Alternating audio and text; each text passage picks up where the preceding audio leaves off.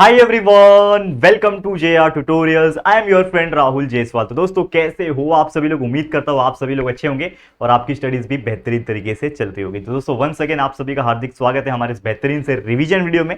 जैसे कि आप जानते हैं कि हमने 7th, 8th और 9th स्टैंडर्ड के लिए आरसीसी यानी रिवीजन क्रैश कोर्स लॉन्च किया था, जिसमें हम आपको जो चैप्टर्स पढ़ा रहे हैं वो मेनली जो मिड टर्म एग्जाम्स आने वाले उसके प्रिपरेशन करवाने के लिए करा रहे हैं। बट आपके लिए आपको पता ही होगा कि हमने पूरा सिलेबस पढ़ा रखा है, हर एक चैप्टर्स को हमने डिटेल में पढ़ा रखा है, कंसेप्ट क्लियर करा रहे हैं। तो हम बेसिक तौर पे अगर आप सर्च करोगे हमारे इस चैनल के अंदर आके प्लेलिस्ट में देखोगे या फिर वीडियो सेक्शन में देखोगे या तो यूट्यूब पे डायरेक्ट सर्च करोगे, तो हमारे जो भी चैप्टर्स मतलब जो भी चैप्टर आपके सिलेबस में आपको पढ़ना है, चाहे हर सब्जेक्ट के बारे में, साइंस मैथ्स एसएसटी के बारे में, हर आपको मिल जाएगा, हर वीडियो आपको मिल जाएगा। तो अच्छे से देखो, पढ़ाई करते रहो, ठीक है। एनर्जी थोड़ी सी डाउन है अगेन, जैसा थोड़ा सा हेल्थ इश्यूज एंड बाकी बहुत सारा वर्कलोड की वजह से थोड़ा सा हेल्थ इश्यूज चल रहे हैं, लेकिन कोई बात नहीं, आज बेहतरीन तरीके से कराने वाला हूं। लेकिन मैं एक चीज़ आपसे जानना चाहता हूं, ऑलमोस्ट अगर आप देखोगे तो बहुत सारे लोग के एग्जाम्स खत्म हो गए हैं, लेकिन फिर भी हम यहाँ पे आपके लिए वीडियोस लेकर आ रहे हैं।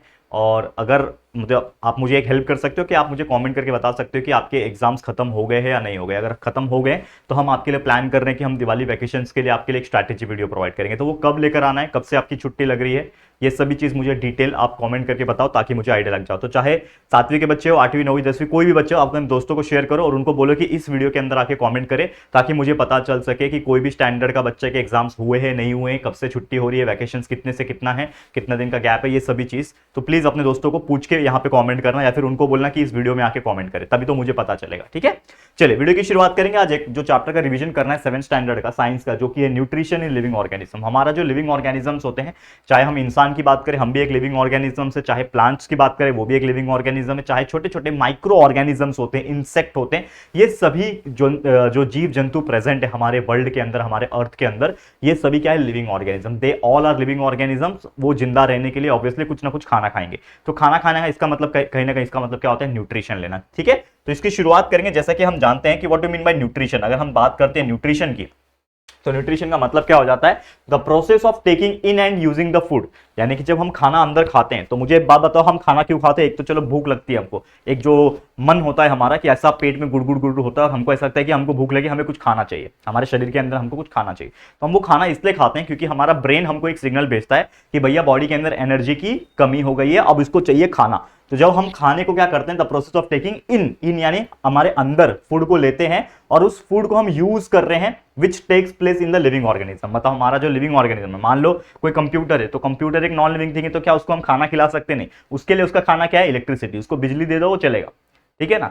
गाड़ी को क्या चाहिए, उसको खाना क्या चाहिए, पेट्रोल डीजल चाहिए, तो गाड़ी को पेट्रोल डीजल दे दो, वो चलेगा। लेकिन इंसान और लिविंग ऑर्गेनिज्म जितने भी होते हैं उनको खाना चाहिए होता है, ताकि उनके अंदर का जो प्रोसेस है, चाहे इंटरनल ऑर्गन्स हो, चाहे वो हमारी ब्रेन हो, थिंकिंग हो, हार्ट बीट चलना हो, या फिर बोलना, बातें करना, दौड़ना, कूदना, जो भी हो, ये सभी चीज खाने से चलता है। क्योंकि अगर खाना हम नहीं खाएंगे तो हमें एनर्जी नहीं मिलेगी, और एनर्जी के लिए हमें खाना खाना जरूरी होता है, ठीक है। अब ये न्यूट्रिशन हमें क्यों चाहिए? बहुत सारे फैक्टर्स हो सकते हैं, बहुत सारे रीजन हो सकते हैं। जैसे मैंने ऑलरेडी आपको कहा है, क्या हो सकता है कि टू सप्लाई एनर्जी। जैसे अगर हम खाना नहीं खाए, मान लो आप 2 दिन से खाना नहीं खाए हो, तो आपकी बॉडी इतनी कमजोर हो जाएगी, आप ठीक से बात भी नहीं कर पाओगे। तो एनर्जी के लिए चाहिए, ग्रोथ एंड डेवलपमेंट के लिए चाहिए। अगर हम ठीक से खाना नहीं खाएंगे, देखो 2 इंसान अगर आप देखोगे, तो इंसान बचपन में ठीक ठाक खाना नहीं खाता था और एक इंसान बचपन से ही भर भर के खाना खाता था। तो जो भर भर के खाना खाता था वो हेल्दी, एकदम ग्रोथ एंड डेवलपमेंट उसका अच्छा हुआ रहता है। लेकिन जो कम खाना खाता था वो थोड़ा कमजोर रहेगा, थोड़ी हाइट कम रहेगी, थोड़ी उसकी जो बॉडी रहेगी वो पतली रहेगी। तो आपने देखा होगा ऐसे लोगों को, ठीक है ना। फिर repair cells and damage and tissues. मतलब अगर आपको कोई चोट लग जाती है, जख्म हो जाता है, चोट लग जाती है, छिल जाता है, धीरे धीरे वो जख्म भरता है ना। तो वो जख्म भरता क्यों है? क्योंकि हम जो खाना खा रहे हैं उसमें से न्यूट्रिएंट्स जो आ रहा है वो एनर्जी प्रोवाइड कर रहा है, और कहीं ना कहीं वो एनर्जी यूटिलाइज करके हमारा बहुत सारे हार्मोन्स एंड बहुत सारे ऐसे चीजों की वजह से क्या हो रहा है, हमारे सेल्स एंड टिश्यूज जो है वो रिपेयर एंड डेवलपमेंट होते हैं। हमारे अंदर बीमारियां जो होती है उससे लड़ता है खाना। खाना यानी कि जो भी न्यूट्रिशन हम ले रहे हैं, जो भी एनर्जी हमें मिल रही है, उससे लड़ता है। अगर मान लो कि हम खाना नहीं खाते हैं, ठीक है, और हमें उस टाइम पे ही बीमारी हो जाती है, तो क्या हो जाएगा कि एक तो हमें बीमारी भी हो गई और एक तो खाना भी नहीं खा रहे, तो हमें डबल प्रॉब्लम हो सकता है। लेकिन अगर वही हमें बीमारी हो गई, हम ठीक ठाक खाना खा रहे हैं, अच्छा हेल्दी खाना खा रहे हैं, तो हमारी बीमारी बहुत जल्दी ठीक हो जाती है। इसीलिए अच्छे लोग, डॉक्टर भी बोलते हैं कि आप बीमार हो तो हेल्दी फूड खाओ, फ्रूट्स खाओ एंड बाकी चीज खाओ, जिसके वजह से हमारी बीमारी जल्दी ठीक हो सके, ठीक है। हम न्यूट्रिशन जो होते हैं वो 2 टाइप के होते हैं, एक होता है ऑटोट्रॉफिक न्यूट्रिशन, दूसरा होता है हेट्रोट्रॉफिक न्यूट्रिशन। ऑटोट्रॉफिक न्यूट्रिशन का मतलब क्या हो जाएगा कि ऐसा न्यूट्रिशन जो खुद के अंदर खुद से ही हो, यानी कि वो खुद से ही अपना खाना बना सके, जैसे कि produce own food. They can produce their own food. तो इसका एग्जांपल क्या हो जाएंगे, जितने भी प्लांट्स होते हैं, जितने भी नहीं बोलूंगा लेकिन ज्यादातर प्लांट्स अगर आप देखोगे तो वो अपना खाना खुद बना सकते हैं, बिकॉज उसके अंदर क्लोरोफिल पिगमेंट होता है, वो फोटोसिंथेसिस प्रोसेस करते हैं सनलाइट की हेल्प से और कार्बन डाइऑक्साइड की हेल्प से वो लोग अपना खाना खुद बना सकते हैं। तो वो क्या हो गया, ऑटोट्रॉफिक, वो किसी और के ऊपर डिपेंडेंट नहीं है। तो ऐसा जो न्यूट्रिशन कहलाएगा वो ऑटोट्रॉफिक न्यूट्रिशन कहलाएगा। दूसरा है हेटेरोट्रॉफिक न्यूट्रिशन, मतलब ऐसे प्लांट जो अपने खाने के लिए, प्लांट्स या फिर एनिमल जो भी है, वो दूसरों के ऊपर डिपेंडेंट है अपने खाने के लिए, डिपेंड्स ऑन अदर। जैसे हम ह्यूमन बींग्स, जितने भी जानवर है, सब दूसरे के ऊपर डिपेंडेंट है, हम अपना खाना खुद नहीं बनाते। अब आप कमेंट करके ये मत बोलना कि सर हम तो अपना गैस सिलेंडर ऑन करते हैं, बर्तन पे खाना बनाते हैं, हम खुद ही तो बनाते हैं। लेकिन वो खाना बनाना नहीं होता है। खाना बनाना यानी एनर्जी बनाना। हमारे अंदर खुद से एनर्जी बनती है कि नहीं? अगर हम कोई चीज खरीद के ला रहे हैं मार्केट से, चाहे वो सब्जी हो, चाहे वो नॉनवेज हो, चाहे वो फ्रूट्स हो, उसको खरीद के ला रहे हैं और फिर उसको खा रहे, तब हमें एनर्जी मिल रही है। हमारे अंदर ऐसा नहीं है ना कि धूप लिया और एनर्जी बन गया, प्लांट जैसा करता है, या फिर जो जादू करता था। जादू तो है नहीं, हम इंसान है, हम जानवर है। जानवर मतलब क्या? We are also animal. आप बोलोगे सर हम थोड़ी जानवर है। Yes, we are also animals, we are also animal. हम एनिमल्स के कैटेगरी के ही है, बस नाम हमारा ह्यूमन बींग है, ठीक है? तो हम भी जानवर के कैटेगरी में ही आते हैं। एक प्लांट्स का कैटेगरी है और एक एनिमल्स का कैटेगरी है। पूरे वर्ल्ड में सिर्फ दो ही कैटेगरी है, ठीक है, प्लांट्स और एनिमल। तो जितने भी प्लांट्स है वो प्लांट्स, और जितने भी जानवर है उसमें सब आ जाते हैं, सब एनिमल्स आ जाते हैं। क्लियर? समझ में आ गया? क्लियर है? तो उम्मीद कर रहा हूं कि आपको ये चीज समझ में आ गया होगा। तो जो अपना खाना खुद बना सकता है वो प्लांट्स, वो ऑटोट्रॉफिक न्यूट्रिशन। जो अपना खाना खुद नहीं बना सकता, दूसरे के ऊपर डिपेंडेंट होता है अपने खाने के लिए, उसको बोलते हैं हेटेरोट्रॉफिक न्यूट्रिशन। एनिमल्स इसके एग्जांपल है। अब न्यूट्रिएंट्स की बात करें तो न्यूट्रिएंट्स मतलब क्या? जो चीज हम खाते हैं उसको न्यूट्रिएंट्स कहते हैं। न्यूट्रिएंट्स दो टाइप के होते हैं। एक होता है मैक्रोन्यूट्रिएंट्स, यानी इसको हमें ज्यादा अमाउंट में खाना होता है, जैसे कार्बोहाइड्रेट वाली चीज, प्रोटीन वाली और फैट्स वाली। कार्बोहाइड्रेट में हम लोग क्या खाते हैं? जनरली राइस खाते हैं, चपाती खाते हैं, रोटी खाते हैं, ठीक है। प्रोटीन में हम लोग क्या खाते हैं? एग खाते हैं, मिल्क पीते हैं। फैट्स में हम लोग क्या खाते हैं? अगर आपने देखा होगा तो हम लोग ऑयल वगैरह में चीजें खाते हैं, बटर खाते हैं, घी खाते हैं। ये सब चीज हमारे लिए फैट्स होता है, और ये तीनों ही हमारे लिए जरूरी है। इसमें से अगर तीनों में से कोई एक चीज हम नहीं खाएंगे तो हमें कमजोरी या फिर बीमारी हो सकती है। तो ये हमें बहुत ज्यादा चाहिए होता है हमारे शरीर में। इसके लिए हम लोग रोटी, चावल, ये सब चीज ज्यादा खाते हैं एज कंपेयर टू सब्जी एंड फ्रूट्स। आपने देखा होगा कि जो लोग होते हैं वो रोटी, चावल, ये सब चीज ज्यादा खाते हैं। दाल, चावल, रोटी ये ज्यादा खाते हैं। कोई ऐसा देखा है कि एक रोटी लिया और इतना सब्जी लिया? ऐसा तो होता नहीं है। आपने देखा होगा इतना सब्जी लेगा लेकिन वो 3 रोटी 4 रोटी लेगा। क्यों? क्योंकि हम लोग कार्बोहाइड्रेट्स पे ज्यादा डिपेंडेंट होते हैं। Carbohydrate, protein, fats are the macro nutrient. Macro मतलब ज्यादा न्यूट्रिएंट्स हमें चाहिए होता है। और एक होता है माइक्रो न्यूट्रिएंट्स की इसका एकदम थोड़ा थोड़ा भी हमें मिल गया तो भी हमारा बॉडी के अंदर एनर्जी और बाकी चीज आ जाएगी, जैसे मिनरल्स एंड विटामिन। इसके लिए हम फ्रूट, सब्जियां जो होते हैं वो नॉर्मली खाते हैं, बहुत ज्यादा भर भर के नहीं खाते, नॉर्मल खाते हैं, जिससे हमें विटामिन एंड मिनरल्स मिल जाता है। और हमारे शरीर में अगर थोड़ा भी विटामिन मिनरल्स रहेगा तो हमारा काम चल जाता है। करेक्ट है? समझ में आ गया न्यूट्रिएंट्स। चलो नेक्स्ट टॉपिक क्या है? अगर आप देखोगे अगला टॉपिक ये है ऑटोट्रॉफिक प्लांट। जैसे मैंने अभी आपको बताया कि एक होता है ऑटोट्रॉफिक न्यूट्रिशन, एक होता है हेटेरोट्रॉफिक न्यूट्रिशन। तो ऑटोट्रॉफिक न्यूट्रिशन की अगर मैं बात करूं तो इसमें क्या होता है? They can prepare their own food, अपना खाना खुद बना सकते हैं, जैसे मैंने बोला। और इसका मेनली एग्जांपल्स जो होते हैं वो क्या होते हैं? प्लांट्स होता है। तो plants can prepare their own food क्योंकि उसमें एक प्रोसेस होता है जिसको हम लोग बोलते हैं फोटोसिंथेसिस प्रोसेस। क्या होता है फोटोसिंथेसिस प्रोसेस? प्लांट्स जो होता है उसकी जो लीव्स होती है, आपने देखा होगा पत्ती जो ग्रीन कलर की होती है, वो ग्रीन कलर की होती है बिकॉज उसमें एक क्लोरोफिल नाम का पिगमेंट प्रेजेंट होता है।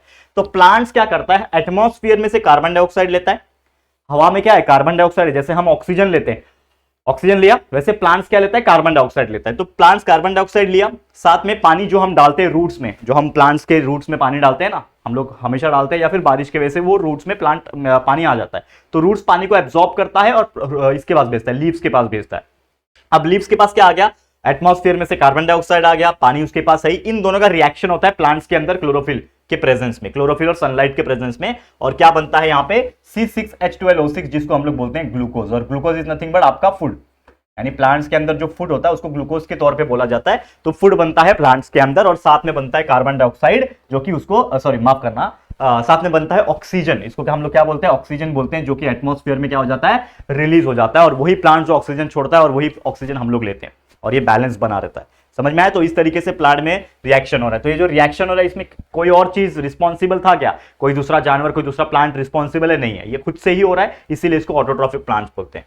अब प्लांट्स के अंदर जो ट्रांसपोर्ट सिस्टम होता है वो दो तरीके से होता है। जैसे मैंने बोला कि पानी जो होता है हम रूट्स में डालते हैं। तो कोई भी प्लांट्स की अगर हम बात करते हैं, ये प्लांट्स है आपका, इसमें क्या होता है? रूट्स होता है। तो हम पानी यहां डाल रहे होते हैं, पानी यहां पे डाल रहे होते हैं। तो रूट्स के पास क्या होता है? एक ऑर्गन होता है जाइलम, ठीक है। मतलब एक तरीके से, मतलब रूट्स के पास नहीं होता, इनके स्टेम्स में प्रेजेंट होता है और लीव्स तक फैला होता है।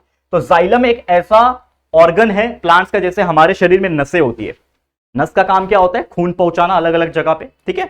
वैसे ही प्लांट्स में एक ऑर्गन होता है जिसका नाम है जाइलम। इस जाइलम का काम क्या है?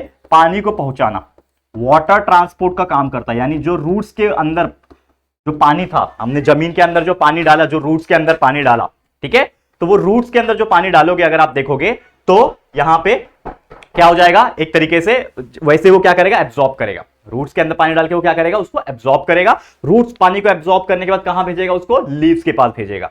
जैसे आपको एब्जॉर्ब किया, कहां भेजेगा, किसके पास भेजेगा, लीव्स के पास। और लीव्स के पास जब पानी आ जाएगा with the help of carbon dioxide, वो अपना खाना क्या करेगा, प्रोड्यूस करेगा। ठीक है, समझ में आया? तो पानी को पहुंचाने का काम कौन करता है, जाइलम करता है। अब दूसरा है एक और फ्लोएम। अब फ्लोएम क्या कर रहा है, मैं बताता हूं। जैसे आपको पानी मिल गया, वो अपना खाना खुद बना लेगा, ग्लूकोज। तो ये ग्लूकोज कहां बना, लीव्स में बना। अब लीव्स के पास जब खाना बन जाएगा तो वो अपने हर एक ऑर्गन तक पहुंचाएगा, ब्रांचेस तक, फ्रूट्स तक, स्टेम तक, सबको एनर्जी चाहिए। तो वो जो एनर्जी या फिर फूड पहुंचाने का जो काम करेगा, फूड बोल लो या फिर एनर्जी बोल लो, इसको पहुंचाने का यानी इसको ट्रांसपोर्ट करने का जो काम करेगा वो कौन करेगा, फ्लोएम करेगा। ठीक है, तो पानी पहुंचाने का काम जाइलम कर रहा है, फूड और एनर्जी पहुंचाने का काम फ्लोएम कर रहा है। और इसी को हम लोग बोलते हैं कनेक्टिंग टिश्यूज। इसको बोलते हैं हम लोग कनेक्टिंग टिश्यूज, वैस्कुलर बंडल्स भी बोलते हैं इसको, जो कि आप हायर स्टैंडर्ड में 9th वगैरह में जाओगे, 9th 10th में, तो आप लोग पढ़ोगे। समझ में आया? देखो फटाफट तरीके से मुझे रिवाइज करा ना, इसीलिए मैं थोड़ा सा शॉर्ट में ही आपको बोल रहा हूं, लेकिन आपको डिटेल देखना है तो हमने इस पूरे चैप्टर को पढ़ा रखा है लेक्चर बाय लेक्चर वीडियोस में, तो आप देख सकते हो जाके। ठीक है, चलो अगला टॉपिक क्या है, अगला टॉपिक है बायोलॉजिकल फिक्सेशन ऑफ नाइट्रोजन। क्या होता है, एक प्लांट होता है लेग्यूमिनस प्लांट। क्या होता है, leguminous plant. Leguminous basically plants क्या होता है, अगर आप देखोगे, समझ लो कोई प्लांट है, ठीक है ना, कोई प्लांट है, इसमें जो रूट्स होते हैं, इन रूट्स में बहुत सारे क्या होते हैं ना, बैक्टीरिया प्रेजेंट होते हैं। कौन से बैक्टीरिया, जिसको हम लोग बोलते हैं राइजोबियम। ठीक है, राइजोबियम, राइजोबियम नाम के बैक्टीरिया प्रेजेंट रहते। ये बैक्टीरिया का काम क्या है, ये बैक्टीरिया कोई भी लेग्यूमिनस प्लांट के रूट्स में प्रेजेंट हो। तो पहली बात तो ये जान लो, लेग्यूमिनस प्लांट का मतलब क्या होता है, जिसके अंदर प्रोटीन ज्यादा होती है। जो प्लांट्स के जो प्रोडक्ट होते हैं उसके अंदर प्रोटीन ज्यादा होती है, जैसे कि वटाना का प्लांट हो गया, सोयाबीन का प्लांट हो गया, ठीक है ना, चना का प्लांट हो गया, ग्राम हो गया, एक्सेट्रा, बहुत सारे ऐसे होते हैं। तो इन प्लांट्स का जो रूट्स होता है उसमें राइजोबियम क्या होता है, बैक्टीरिया होता है। जैसे मैंने बोला राइजोबियम बैक्टीरिया होता है। राइजोबियम बैक्टीरिया क्या करता है, जो नाइट्रोजन हवा में प्रेजेंट रहता है उसको कन्वर्ट कर देता है। वो किसमें, नाइट्रेट्स और नाइट्राइट्स में, नाइट्रेट्स में और नाइट्राइट्स में कन्वर्ट करता है। और जब रूट्स के पास ये नाइट्रेट्स और नाइट्राइट्स आएगा तो रूट्स उसको एब्जॉर्ब करेगा with the help of connecting tissues. जैसे जाइलम था वैसे कनेक्टिव टिश्यू की हेल्प से वो लीव्स के पास भेज देगा। अब लीव्स के पास क्या आ रहा है, नाइट्रोजन भी आ रहा है। तो नॉर्मल तौर पे जो ग्लूकोज प्रोड्यूस हो रहा था, इसमें क्या था, कार्बन था, हाइड्रोजन था, ऑक्सीजन था, मतलब CHO था। जो भी आपका एनर्जी बन रहा है वो कार्बन, हाइड्रोजन, ऑक्सीजन बन रहा है। लेकिन यहां पे नाइट्रोजन भी आ गया because of the nitrogen fixation. तो ये कार्बन, हाइड्रोजन, ऑक्सीजन और नाइट्रोजन भी आ गया, जिसके वजह से ये जो फूड प्रोडक्ट बनेगा इसमें प्रोटीन की मात्रा ज्यादा होगी। क्योंकि प्रोटीन कब होता है, जब जैसे हम लोग कार्बोहाइड्रेट बात करते हैं, प्रोटीन्स की बात करते हैं, फैट की बात करते हैं, तो कार्बोहाइड्रेट में कार्बन, हाइड्रोजन, ऑक्सीजन होता है, फैट्स में भी कार्बन, हाइड्रोजन, ऑक्सीजन होता है। लेकिन प्रोटीन ही एक ऐसा न्यूट्रिएंट है जिसमें कार्बन, हाइड्रोजन, ऑक्सीजन के साथ साथ नाइट्रोजन होता है। और वही नाइट्रोजन जब आता है हमारे शरीर में in the form of nutrients, तो हमें प्रोटीन मिलती है। और प्रोटीन हमारे शरीर के लिए कितना ज्यादा इंपॉर्टेंट है आप जानते ही हो। ठीक है, तो ये काम करता है आपका बायोलॉजिकल नाइट्रोजन फिक्सेशन। नेक्स्ट है सिम्बायोटिक न्यूट्रिशन। सिम्बायोटिक न्यूट्रिशन में मतलब क्या होता है, एक दूसरे के साथ रिलेशनशिप में रहते हैं कोई भी दो टाइप के प्लांट्स या फिर ऑर्गेनिज्म। तो नॉर्मली क्या होता है, एक आपको पता है फंगस होता है, फंगस आप जानते ही हो, जैसे मशरूम्स होते हैं सब फंगस होते हैं। और एक होता है अलगी। अलगी आपको पता है काई लग जाता है, जैसे बारिश के सीजन में वो ग्रीन ग्रीन कलर का आ जाता है, देखो टेरेस के ऊपर ग्रीन कलर का। तो ये फंगी और अलगी जब दोनों साथ में मिल जाएंगे तो एक बना देते हैं लाइकन। तो इसमें होता क्या है, फंगस क्या है, एक हेट्रोट्रॉफिक ऑर्गेनिज्म है, इसके पास क्लोरोफिल पिगमेंट नहीं होता, लेकिन इसके पास क्या होता है, शेड होता है। शेड मतलब क्या होता है, इस प्रकार का शेड होता है, जैसे मशरूम के पास शेड होता है। अलगी क्या है, इसके पास क्लोरोफिल पिगमेंट है, यानी ये फोटोसिंथेसिस कर सकता है, फोटोसिंथेसिस कर सकता है। लेकिन इस फोटोसिंथेसिस करने के बाद इसके पास खाना तो आ गया, यानी फूड तो आ गया, लेकिन इसके पास कोई शेल्टर नहीं है। तो शेल्टर के लिए इसकी जरूरत है। यानी समझ लो दो लोग हैं, जैसे आपको पता है शादी इसलिए की जाती है कि एक मेल होता है, एक फीमेल होता है। अकेले मेल रिप्रोडक्शन नहीं कर सकता, अकेले फीमेल रिप्रोडक्शन नहीं करती। इसके लिए मेल और फीमेल जब साथ में आते हैं तो उनका रिप्रोडक्शन होता है, और जिसकी वजह से आगे वाली पीढ़ी जन्म लेती है। ठीक है, जनरेशन बाय जनरेशन करोड़ों साल से होता आ रहा है। ठीक है, तो इसी वजह से हम लोग ये बोल सकते हैं, मतलब यही एक तरीका है रिप्रोडक्शन का। और यहां पे सिम्बायोटिक न्यूट्रिशन एक ऐसा तरीका है कि अलगी के पास है खाना, फंगी के पास है शेल्टर। तो ये इसको शेल्टर की जरूरत है, इसको खाने की जरूरत है, तो ये दोनों आपस में मिलके रहते हैं। ये दोनों आपस में क्या होते हैं, मिलके रहते हैं। और जब ये दोनों मिल जाते हैं आपस में, तो उस चीज को हम लोग बोलते हैं, उस ऑर्गेनिज्म को बोलते हैं लाइकन्स। तो क्या बोलते हैं, लाइकन बोलते हैं। 11th में पूरा एक टॉपिक है इसके ऊपर, लाइकन के ऊपर, आप पढ़ोगे बायोलॉजी में तो मजा आएगा आपको। तो लाइकन बोलते हैं। तो लाइकन क्या है, एक ऐसा ऑर्गेनिज्म जो फंगी और अलगी दोनों को मिला के बनाया जाता है, और ये दोनों एक रिलेशनशिप में आ गए, उसी को बोलते हैं हम लोग सिम्बायोसिस रिलेशनशिप। क्या बोलते हैं, सिम्बायोसिस या फिर सिम्बायोटिक बोल लो, सिम्बायोटिक रिलेशनशिप। ये दोनों का रिलेशनशिप को क्या कहेंगे हम लोग, सिम्बायोटिक रिलेशनशिप कहेंगे। और ये न्यूट्रिशन क्या कहलाएगा, सिम्बायोटिक न्यूट्रिशन कहलाएगा। समझ में आ गया, क्लियर था।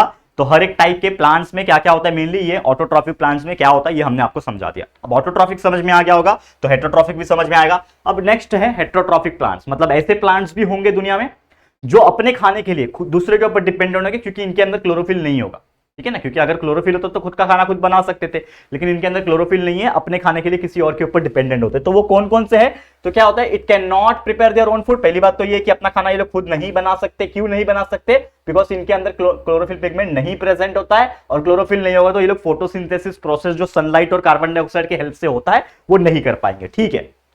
अब ये जो प्लांट्स होते हैं, इसका डेफिनेशन क्या बोलता है हेटेरोट्रॉफिक प्लांट्स का नॉर्मल तौर पे, तो ये जो प्लांट जो that grows on the body of other plant, यानी एक प्लांट है, उसी प्लांट के ऊपर एक और प्लांट उग रहा है। देखा होगा आपने, बहुत सारे बड़े बड़े आम का पेड़, बहुत सारे बड़े बड़े प्लांट होते हैं, मतलब ट्रीज होते हैं, और उसके ऊपर एक और प्लांट उग जाता है उसके अंदर से ही। तो वो जो टाइप का प्लांट होता है वो इसलिए उगता है क्योंकि वो उसके अंदर का ही खाना चुरा के खाता है। और ऐसे टाइप के प्लांट को हम लोग बोलते हैं पैरासिटिक प्लांट, क्योंकि एक पैरासाइट जैसा काम करते हैं वो लोग, मतलब किसी और के ऊपर डिपेंडेंट है। जैसे हमारे शरीर में कीड़े होते हैं, हमारे इंटेस्टाइन में, हमारे स्टमक में छोटे छोटे कीड़े होते हैं, स्टमक में तो नहीं होते लेकिन इंटेस्टाइन्स में होते हैं, ठीक है। उसको हम लोग पैरासाइट बोलते हैं। आगे हम लोग पढ़ेंगे, एनिमल्स का जब आएगा तो हम लोग पढ़ेंगे। लेकिन ये वैसे ही प्लांट्स है जो दूसरे प्लांट्स के ऊपर उग रहे होते हैं और उसी का खाना चुरा के खा रहे हैं, शक्कर के खा रहे हैं। तो ऐसे टाइप के प्लांट्स को पैरासिटिक प्लांट बोलते हैं। कौन कौन से एग्जांपल, लोरैंथस एक प्लांट है, कैस्क्यूटा, सर्च करोगे इंटरनेट पे आपको दिखेगा कि ये कैसा दिखता है, काम कैसे करता है, समझ में आ रहा है। नेक्स्ट है यहाँ पे इंसेक्टिवर्स, हम नाम से पता चलेगा इंसेक्टिवर्स मतलब ऐसे प्लांट जो इंसेक्ट खाते हैं। ऐसे plant feed upon insect to obtain nutrients, मतलब इंसेक्ट को अगर खाते हैं तो समझ जाना ऐसे प्लांट को हम लोग क्या बोलते हैं, इंसेक्टिवरस प्लांट। इसका एग्जांपल होते हैं ड्रोसेरा बर्मेनी, एक और होता है वीनस फ्लाई ट्रैप, आपने नाम तो सुना होगा Venus fly trap. Venus fly trap हो गया, ये कैसा होता है ना, ऐसा उसका मुंह होता है ऊपर, ठीक है, कांटे कांटे होते हैं इसमें, ठीक है। अब इंसेक्ट क्या होता है ना, उसमें नॉर्मली स्टिकी चीजें लगी होती है, मतलब लिक्विड लगा होता है। तो वो इंसेक्ट क्या करता है, जैसे मधुमक्खी फूल के ऊपर बैठती है ना रस चूसने के लिए, वैसे इंसेक्ट आता है, बैठता है रस चूसने के लिए। अब वो बैठेगा तो ये क्या करता है, ये अपना माउथ को बंद कर लेगा, ये पैक कर लेगा अपने आप को। तो जब पैक कर लेगा तो क्लोज हो गया, ऑक्सीजन की कमी हो जाएगी, तो इंसेक्ट जो अंदर था वो डेड हो जाएगा। एंड धीरे धीरे करके वो इंसेक्ट अंदर स्वेलो हो जाएगा, मतलब वो कोई जानवर नहीं है कि खा रहा है उसको, लेकिन वो धीरे धीरे करके स्वेलो हो जाएगा और उसकी बॉडी वहां पे डिग्रेड हो जाएगी, जिसके हेल्प से वहां से उनको क्या मिल जाएगा, न्यूट्रिशन मिल जाएगा, किसको, प्लांट। तो ऐसे टाइप के प्लांट जो होते हैं वो इंसेक्टिवरस प्लांट होते हैं, समझ में आया। फिर एक और टाइप के प्लांट है जिसको बोलते हैं सैप्रोफाइटिक प्लांट। अब सैप्रोफाइटिक प्लांट क्या होता है, plants which obtain the food from the dead decade organic matter, यानी कि कोई सड़ी हुई चीज है, खासकर सड़ी हुई किसी की अदर ऑर्गेनिज्म की बॉडी हो सकती है। तो ऐसे जगह पे कोई बॉडी है, किसी एनिमल की बॉडी है, सड़ रही है वहां पे, और वहां से जो प्लांट उग रहा है, वहीं पे प्लांट उग रहा है वहां पे, और वही चीज को वो खा के उग रहा है। तो ऐसे टाइप के प्लांट को सैप्रोफाइटिक प्लांट्स बोलते हैं। कौन कौन से प्लांट ऐसे होते हैं, जैसे फंगस, आपने जितने भी फंगस देखे होंगे वो सड़ी हुई चीज के ऊपर उगते हैं। कोई आपका रोटी है, अब रोटी आपका 2 दिन पुराना हो गया तो रोटी आपका सड़ने लगता है और उसके ऊपर फंगस उगने लगता है, आपने देखा होगा। तो मशरूम भी एक टाइप का फंगस है, ईस्ट होता है, ये सभी टाइप के जो फंगस होते हैं ये क्या होते हैं, सड़ी हुई डेड बॉडीज या फिर सड़ी हुई कुछ ऐसी चीजें जिसमें ऑर्गेनिक मैटर होता है, उसको वो खाते हैं, दैट्स व्हाई वहां पे वो ग्रो करते हैं। तो उम्मीद करता हूं कि ये टॉपिक जिसका नाम था हेटेरोट्रॉफिक प्लांट्स, कौन कौन से ऐसे प्लांट होते हैं जो अपने खाने के लिए किसी और के ऊपर डिपेंडेंट होते हैं, ये आपको समझ में आ गया होगा। क्लियर है, ठीक है दोस्तों, आगे बढ़ जाएं। तो ये था आपका पूरा का पूरा ऑटोट्रॉफिक प्लांट्स कवर और हेटेरोट्रॉफिक प्लांट्स कवर करा दिया हमने। नेक्स्ट टॉपिक क्या है हमारा, न्यूट्रिशन इन एनिमल्स। अब हमने प्लांट्स का पूरा पढ़ लिया न्यूट्रिशन, अब हमें पढ़ना है एनिमल्स का न्यूट्रिशन। तो एनिमल्स का न्यूट्रिशन की अगर बात करें तो nutrients are required to get energy. We know that, starting में हमने आपको बताया कोई भी चीज की एनर्जी अगर हमको चाहिए, ताकत हमको कोई चाहिए, कोई भी काम करने के लिए, बोलने के लिए, कोई भी यहां से यहां मूवमेंट करने के लिए, हमें एनर्जी के लिए फूड खाना पड़ेगा। तो एनर्जी चाहिए, न्यूट्रिएंट्स से हमें एनर्जी मिलती है, फूड खाएंगे तो एनर्जी मिलती है। तो जो न्यूट्रिएंट्स हो रहा है, न्यूट्रिशन हो रहा है जो एनिमल्स के अंदर, उसका स्टेप्स क्या है। तो सबसे पहले हम लोग क्या करते हैं, एनिमल्स लोग क्या करते हैं, मतलब हम इंसान या फिर एनिमल जो भी बोल लो, वो क्या करते हैं, सबसे पहले इंजेक्शन करते हैं, यानी फूड को खाते हैं। फूड को क्या करते हैं, अपने माउथ के अंदर डालते हैं और उसको खाते हैं, चबाते हैं। आपने देखा होगा कोई भी चीज है, जैसे मान लो वड़ा पाव है, वड़ा पाव मैंने लिया, अपने मुंह के अंदर डाला, नाम नाम नाम करके मैंने उसको चबाया। तो दांतों के हेल्प से मैं उसको क्या करता हूं, मैस्टिकेट करता हूं, फिर उसका एकदम सॉफ्ट हो जाएगा वो, चबा चबा के फिर हम लोग उसको स्वैलो कर देंगे। इसोफेगस यानी फूड पाइप जो होता है हमारा, इसोफेगस के थ्रू वो कहां चला जाएगा, हमारे पेट के अंदर, स्टमक के अंदर चले जाएगा। जैसे स्टमक के अंदर जाएगा, स्टमक के अंदर क्या होता है, जैसे स्टमक के अंदर जाएगा, स्टमक के अंदर प्रेजेंट होता है बहुत सारे हाइड्रोक्लोरिक एसिड और बहुत सारे एंजाइम्स, जो उस खाने को, जो सॉफ्ट जो खाना हमने खाया चबा चबा के, उस खाने को वो गलाते हैं। यानी HCl क्या करता है, उसको पूरा डिसॉल्व करता है, पूरा लिक्विड बना देता है। क्या करता है, पूरा लिक्विड बना देता है और उसको फिर भेज देता है नेक्स्ट स्टेप इंटेस्टाइन में। इंटेस्टाइन तो सबसे पहले कहां चले जाता है, वो किस में जाएगा, पहले स्मॉल इंटेस्टाइन में जाएगा। तो पहले उसको स्मॉल इंटेस्टाइन में भेजता है। स्मॉल इंटेस्टाइन में जैसे ही खाना पहुंचेगा, खाना कौन सा, लिक्विड वाला, जो पूरा डिसॉल्व हो चुका था, मतलब डाइजेस्ट हो चुका था, वो अब कहां पे जाएगा, आपके इंटेस्टाइन में जाएगा। तो सबसे पहले स्मॉल इंटेस्टाइन में जाता है। स्मॉल इंटेस्टाइन में अंदर की तरफ ना हेयर लाइक स्ट्रक्चर होते हैं, हेयर जैसे स्ट्रक्चर्स होते हैं, जिसको विलाइज कहते हैं। क्या कहते हैं, विलाई, VILLI, तो उसको विलाई बोलते हैं। तो विलाई क्या करता है, उस लिक्विड के अंदर जो भी वो खाने का लिक्विड जो बन गया था, उस लिक्विड के अंदर जो भी इंपॉर्टेंट न्यूट्रिएंट्स है, कार्बोहाइड्रेट, प्रोटीन, फैट्स, वो सबको वहां से सक कर लेंगे, यानी कि सबको वहां से खींच लेंगे और कहां भेज देंगे, ब्लड के पास भेज देंगे। और ब्लड आपके शरीर में पूरा घूमेगा और हर सेल्स के अंदर, जो भी सेल्स छोटे छोटे होते हैं, वहां तक वो जो फूड है उसको पहुंचा देगा। ठीक है, अब स्मॉल इंटेस्टाइन में से फूड निकल गया, कहां जाएगा, उसके बाद ट्रैवल करके लार्ज में जाएगा, क्योंकि जितना भी इंपॉर्टेंट न्यूट्रिशन था वो खींच लिया, carbohydrate, protein, fat, small intestine के विलाई ने। लेकिन उसके बाद भी जो बचेगा लिक्विड और बहुत सारे उसमें जो कचरा रहेगा, वो क्या भेजेगा, लार्ज इंटेस्टाइन के बाद भेजेगा। अब लार्ज इंटेस्टाइन क्या करता है, उसमें से जो भी इंपॉर्टेंट सॉल्ट्स होते हैं, जो मिनरल्स होते हैं, सॉल्ट्स होते हैं या फिर पानी होता है, उसको खींच के निकाल लेता है, क्योंकि हमारे शरीर को पानी की भी तो जरूरत है, तो वो खींच के निकाल लेगा कौन, लार्ज इंटेस्टाइन में। तो एसिमिलेशन में क्या हो रहा है, एसिमिलेशन में क्या हो रहा है कि लार्ज इंटेस्टाइन जब उसको खींच के निकाल रहा होगा, तो नेक्स्ट स्टेप एसिमिलेशन होता है, जिसमें आपका जो भी न्यूट्रिशन एब्जॉर्ब हुआ, न्यूट्रिशन जो भी एब्जॉर्ब हुआ, वो क्या होता है, एनर्जी में कन्वर्ट होता है। मतलब क्या, कि सबसे पहले मैंने क्या बोला कि स्मॉल इंटेस्टाइन में से विलाई ने एब्जॉर्ब किया, वो उसको ब्लड के पास भेजा, ब्लड ने पूरे सेल में भेज दिया।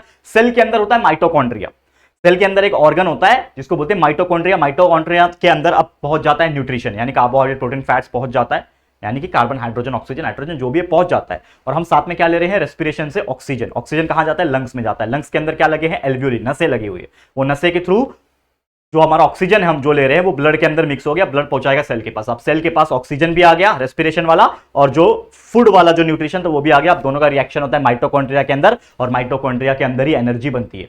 इसीलिए माइटोकॉन्ड्रिया को कहा जाता है power house of the cell. Mitochondria is known as the power house of the cell. अब क्या बन गया, माइटोकॉन्ड्रिया के अंदर एनर्जी मिल गई, और एक और चीज साथ में बनता है जिसको हम लोग बोलते हैं कार्बन डाइऑक्साइड। तो कार्बन डाइऑक्साइड जो ब्लड है, अब वहां सेल से लेता है, ब्लड पहुंचा देता है लंग्स के पास, और लंग्स उसको बाहर निकाल देता है कार्बन डाइऑक्साइड। तो इस तरीके से जो पूरा प्रोसेस होता है, इसको असिमिलेशन बोलते हैं। और जैसे मैंने बोला कि लार्ज इंटेस्टाइन ने क्या किया, पूरा लिक्विड और पूरा जो है खींच लिया। अब क्या बच गया, उसमें सिर्फ कचरा। तो जो कचरा होता है वो बाहर निकल जाता है हमारे इजेशन से, एनस के थ्रू। हमारा जो एनस होता है ना, जिसके थ्रू हमारा वेस्ट प्रोडक्ट निकल जाता है बाहर, हम लोग सुबह सुबह वॉशरूम जाते हैं कि नहीं जाते हैं, तो उस प्रोसेस को इजेशन बोलते हैं। ठीक है, और यही चीज चलता रहता है। तो इस तरीके से कोई भी एनिमल में या फिर हमारे ह्यूमन बीइंग में ये प्रोसेस होता है। समझ में आया, क्लियर है। अब न्यूट्रिशन एनिमल्स में कौन कौन से टाइप के होते हैं, जनरली 3 टाइप के होते हैं। एक होता है होलोजोइक, दूसरा होता है सैप्रोजोइक, नहीं क्या बोलते हैं, सैप्रोजोइक भी होता है, और दूसरा पैरासिटिक भी होता है। हाँ, ये 3 टाइप के न्यूट्रिशन होते हैं, उसको एक एक करके पढ़ेंगे। पहला है होलोजोइक। होलोजोइक का मतलब क्या होता है कि कुछ ऐसे ऑर्गेनिज्म होते हैं, जैसे छोटे छोटे यूनिसेलुलर ऑर्गेनिज्म, जैसे कि अमीबा हो गया, यूग्लेना हो गया, ये सब सिंगल सेल के होते हैं, एक ही सेल से बना होता है। इतने छोटे हम उसको देख भी नहीं पाएंगे।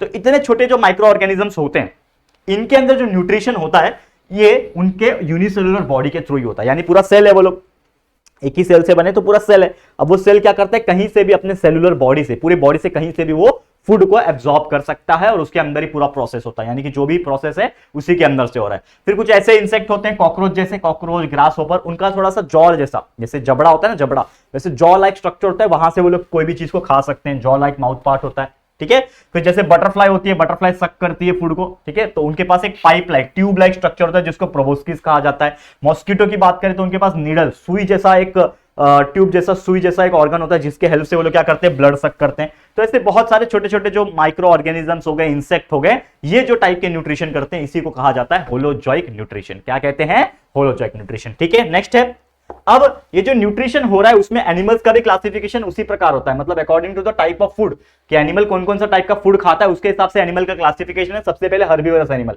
तो जो एनिमल सिर्फ प्लांट्स खाता है, जो सिर्फ घास खाता है, ये सब एनिमल्स को बोलते हैं हर्बीवरस एनिमल। जैसे एग्जांपल के तौर पे जो भी बोल लो आप, काऊ बोल लो, ठीक है ना, डियर बोल लो, ये सब क्या होते हैं ना, सिर्फ घास खाते हैं, कोई दूसरे जानवर का फ्लैश नहीं खाते हैं। लेकिन कार्निवरस जो होते हैं ना, ये सिर्फ और सिर्फ क्या करते हैं, एनिमल्स, दूसरे एनिमल्स को, अदर एनिमल्स को ही खाते हैं। जैसे कोई भी एग्जांपल आप ले सकते हो उसमें, लायन, टाइगर का, ये सब क्या होते हैं ना, सिर्फ और सिर्फ दूसरे जानवर को मार के शिकार करके खाते हैं। और घास फूस तो कभी अपने जिंदगी में देखा नहीं होगा कि टाइगर जो है, लायन जो है वो घास खा रहा है, वो हो नहीं सकता।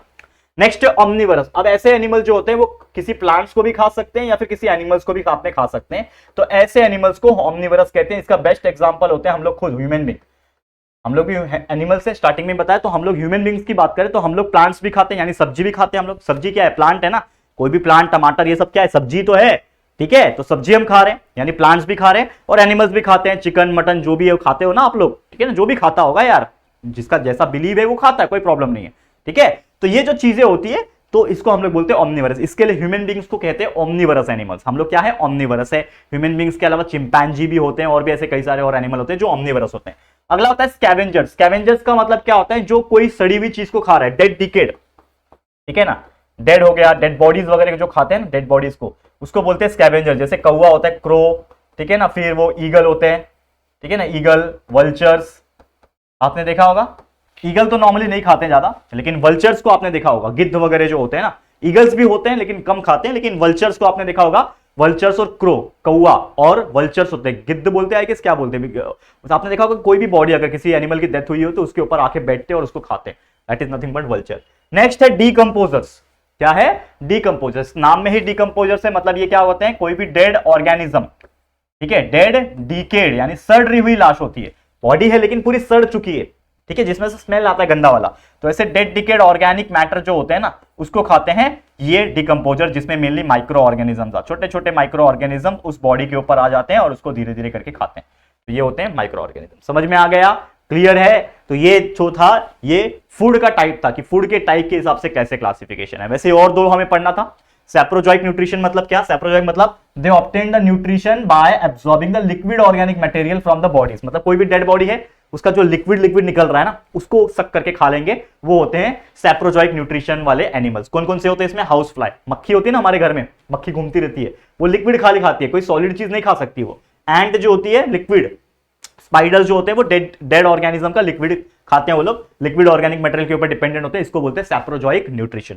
एक लास्ट है पैरासिटिक न्यूट्रिशन। तो ये क्या होता है? जनरली पैरासाइट्स होते हैं, मतलब depends upon the other animal, दूसरे जानवर के ऊपर डिपेंडेंट है फूड के लिए, और ये सिर्फ और सिर्फ एनिमल्स के ऊपर ही डिपेंडेंट होते हैं अपने खाने के लिए, और अपना खाना सिर्फ एनिमल से ही खाते हैं। जैसे दो टाइप के पैरासाइट होते हैं, एक होता है एक्टोपैरासाइट, मतलब ऐसे पैरासाइट यानी ऐसे जानवर, ऐसे इंसेक्ट, ऐसे कुछ माइक्रो ऑर्गेनिज्म जो किसी भी जानवर के ऊपर प्रेजेंट होते हैं। जैसे एग्जांपल की तरह आपने देखा होगा काऊ, बफेलो, ये जो होते हैं ना, इसके ऊपर छोटे छोटे ना क्या होते हैं ना, कीड़े मकोड़े चिपके हुए रहते हैं और उसी का ब्लड को सक करते रहते हैं। तो एग्जांपल के तौर पे लूज, आपने देखा है लूज का मतलब होता है क्या बोलते हैं उसको, मुझे भी 100% श्योर नहीं है, लेकिन लूज का मतलब ये होता है, देखो आपके बालों में जुएं जो होती है, that is nothing but the louse बोलते, टिक, लाइज भी बोलते हैं उसको, ठीक है, लाइज बोलते, लूज बोलते। फिर एक बेडबग होता है खटमल, खटमल जो होता है ना, छोटे छोटे होते हैं खटमल, जो नॉर्मली पहले के जमाने में बोलते थे कि वो जो खटिया होता था उसके ऊपर आप सोगे तो खटमल काटेगा, तो वो क्या करता है? आपका ब्लड सक करता है। That is nothing but your parasite. क्या होते हैं वो? पैरासाइट होते हैं जो आपकी बॉडी के ऊपर, एनिमल की बॉडी के ऊपर चिपके हुए रहते हैं और उसी को सक करते रहते हैं, अपना पेट भरते रहते हैं। तो ये है एक्टोपैरासाइट। एक्टो मतलब बाहर, बाहर ही वाले पैरासाइट।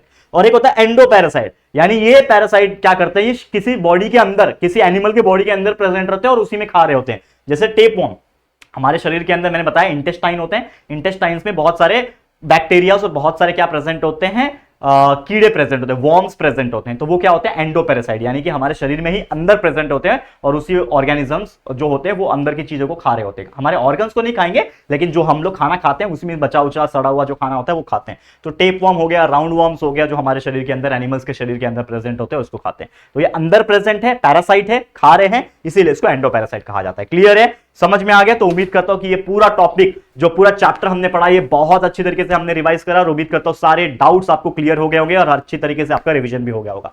तो इसी के साथ आज का ये चैप्टर हम लोग एंड करते हैं रिवीजन का, और इसी के साथ आज का वीडियो भी। तो ये वीडियो जरूर से हमें कमेंट करके बताना कि आपको कैसा लगा। अगर आपको अच्छा लगा तो प्लीज वीडियो को लाइक कर देना, शेयर करना अपने सभी दोस्तों के साथ, फर्स्ट टाइम चैनल पे आए तो फटाफट से हमारे चैनल को सब्सक्राइब करके बेल आइकन को भी प्रेस कर देना। ठीक है दोस्तों, तो चलो जल्दी मिलेंगे फिर एक और नई वीडियो में, तब तक के लिए thank you and good bye.